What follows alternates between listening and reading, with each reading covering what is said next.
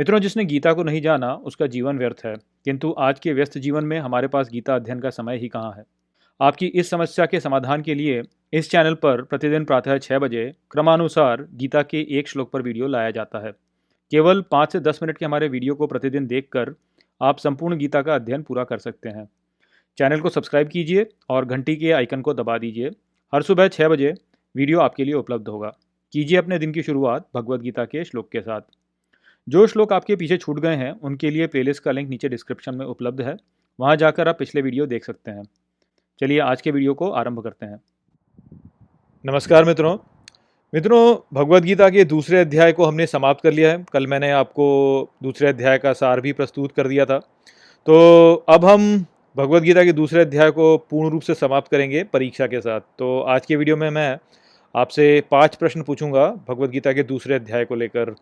और जैसा कि हम जानते हैं कि जब भी कभी कोई भी ज्ञान प्रदान किया जाता है तो ये एक बहुत ही अच्छा विचार होता है कि उस ज्ञान को प्राप्त करने के पश्चात हम एक बार उसका स्मरण कर लें, ताकि उस स्मरण के द्वारा हम उस ज्ञान को जो है और कंठस्थ कर सकें। तो यही कारण है कि सभी विद्यालयों में या सभी शिक्षा संस्थानों में परीक्षा ली जाती है, क्योंकि परीक्षा लेना न केवल इसलिए महत्वपूर्ण होता है कि ये शिक्षक को ये बताता है कि उसने जो पढ़ाया उसको जो उसके विद्यार्थी हैं उन्होंने किस रूप से समझा, बल्कि ये विद्यार्थियों को भी एक अवसर देता है कि वो अपने ज्ञान का पुनः स्मरण कर सकें। और ज्ञान का पुनः स्मरण करना सदा ही आपके लिए अच्छा होता है, क्योंकि उसके द्वारा जो ज्ञान आपने प्राप्त किया होता है वो आपके मन में और कंठस्थ हो जाता है।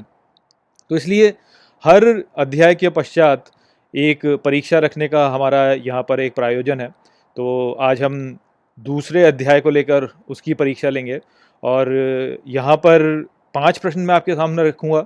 आप इसके उत्तर मुझे 15 अप्रैल तक प्रदान कर दीजिए।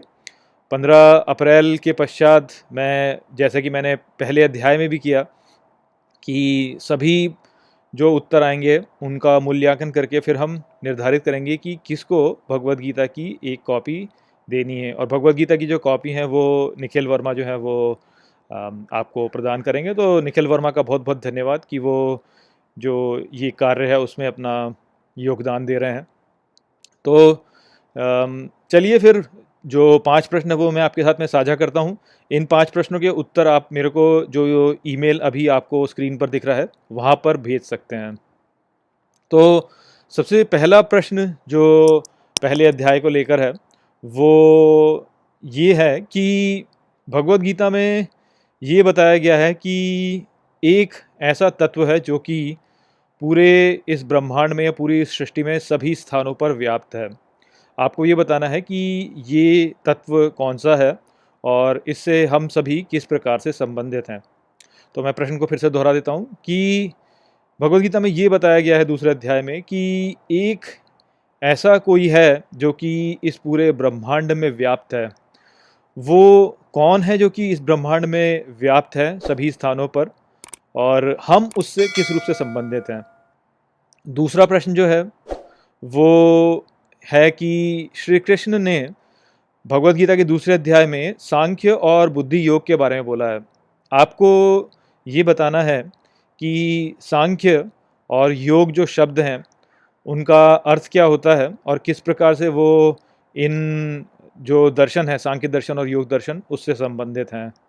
तो मैं प्रश्न को फिर से दोहरा देता हूँ कि श्री कृष्ण ने भगवद गीता के दूसरे अध्याय में कहा है कि उन्होंने सांख्य और बुद्धि योग को यहाँ पे समझाया। तो आपको ये बताना है कि सांख्य और योग जो शब्द हैं उनका वास्तविक अर्थ क्या होता है, कैसे उनके द्वारा जो सांख्य और योग दर्शन है वो संबंधित हैं, अर्थात ये जो शब्दों के अर्थ हैं उनसे कैसे जो दर्शन है सांख्य और योग के वो संबंधित हैं। और ये जो सांख्य और योग हैं इन शब्दों की उत्पत्ति कहाँ पर है।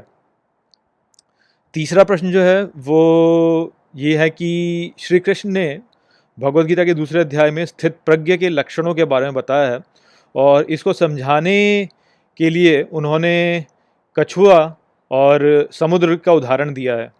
तो आपको ये बताना है कि किस प्रकार से कछुए और समुद्र का जो उदाहरण है उसको लेकर श्री कृष्ण ने हमें स्थित प्रज्ञ के बारे में समझाया। तो मैं प्रश्न को फिर से दोहरा देता हूँ कि भगवद गीता के दूसरे अध्याय में श्री कृष्ण ने स्थित प्रज्ञ के लक्षणों के बारे में बताया है। तो आपको ये बताना है कि कैसे श्री कृष्ण ने कछुए और समुद्र के उदाहरण के द्वारा हमें स्थित प्रज्ञ के लक्षणों के बारे में बताया।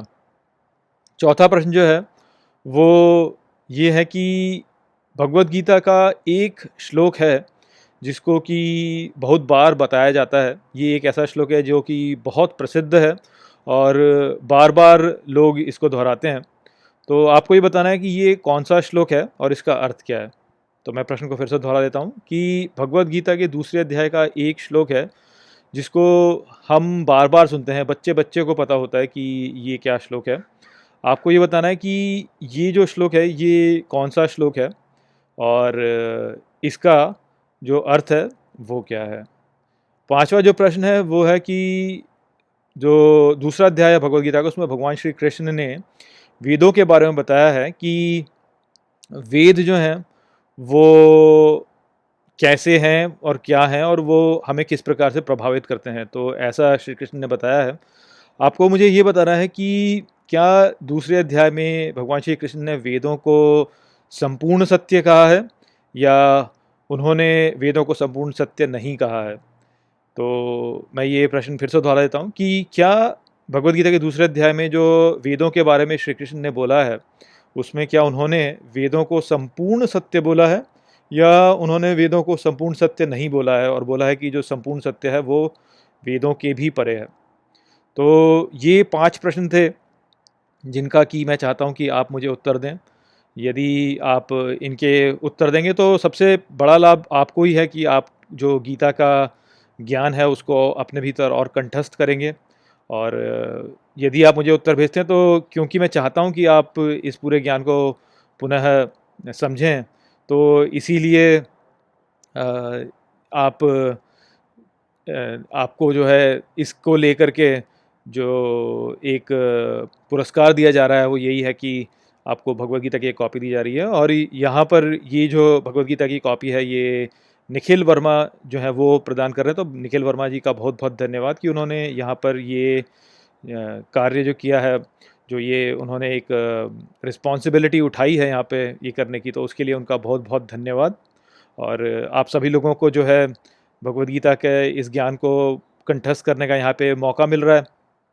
तो इसलिए इन प्रश्नों के उत्तर आप अवश्य मुझे भेजिए, 15 अप्रैल तक भेजिए। जो ईमेल अभी आपको स्क्रीन पर दिख रहा है वहाँ पर भेजिए। और इसी प्रकार से हम जो है गीता का जो अध्ययन है वो आगे चलाते रहेंगे। अब हम तीसरे अध्याय में जाएंगे, तो चलिए देखते हैं कि तीसरे अध्याय में अब आगे क्या आने वाला है। तो इसी के साथ इस वीडियो को मैं यहीं पे समाप्त करता हूँ। नमस्ते। वीडियो को अंत तक देखने के लिए धन्यवाद। यदि आपको ये वीडियो पसंद आया हो तो इसको अपने प्रियजनों के साथ में साझा करें और इस ज्ञान को और फैलाएं। यदि आपके पास कोई भी प्रश्न है तो मुझसे इंस्टाग्राम पर जुड़िए। वहाँ पर मैं हर शनिवार रात को एक लाइव Q&A सेशन रखता हूँ और आप मुझसे वहाँ पर अपने प्रश्न पूछ सकते हैं। जय श्री कृष्ण।